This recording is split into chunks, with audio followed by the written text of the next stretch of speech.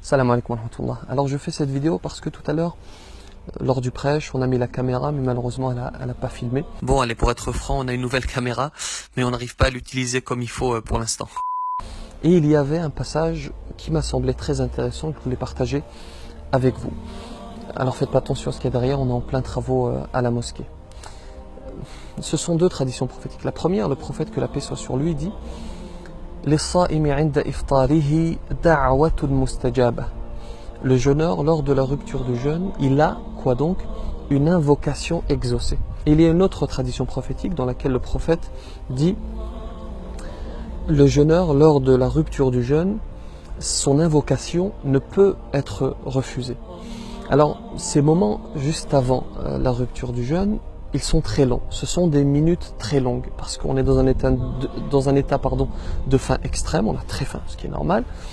Et on a les aliments sur la table, on a la soupe qui nous appelle, qui nous fait les yeux doux, et on a du mal à penser à autre chose qu'à la nourriture. Et c'est pour cela que je te conseille, à ce moment précis, parce que le prophète, que la paix soit sur lui, te le conseille lui-même, de te tourner vers le divin si tu as un problème, si tu as une dette, si tu as une difficulté, tu as un projet, tu souhaites acheter une maison, tu es privé d'enfants, tu souhaites avoir des enfants, tu veux accéder au paradis. Tourne-toi vers le divin au cours de ces quelques minutes avant la rupture du jeûne et invoque et demande ce que tu souhaites à Dieu. Et le prophète, que la paix soit sur lui, te garantit cela, il n'est pas un menteur. Et te garantit que ton invocation va être exaucée, elle ne peut pas être refusée par le divin subhanahu wa ta'ala. Et on demande souvent, on pose souvent ce genre de questions. Alors à quel moment est-ce qu'il faut invoquer?